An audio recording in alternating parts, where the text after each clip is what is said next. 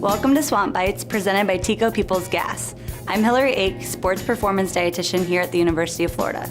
Today I'm going to walk you through a healthy and delicious recipe while cooking with natural gas. Today we're going to be making BBQ Chicken Flatbread Pizzadillas. Prep your pan with cooking spray and warm it up. When spreading the sauce, remember that the wrap is rather thin, so don't overdo the sauce. Next, add some prepared slow cooker chicken. We made this earlier with barbecue sauce and a little bit of seltzer water.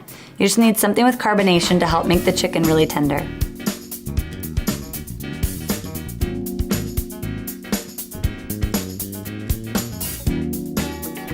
If you would like to do a marinara style pizza, I would put a little bit of garlic salt on the wrap edges so that it tastes more like a crust.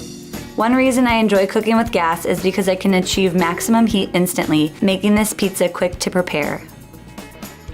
For full details on this recipe and more information on how you can use natural gas at your next tailgate, in your home, or at your business, visit peoplesgas.com/cooking.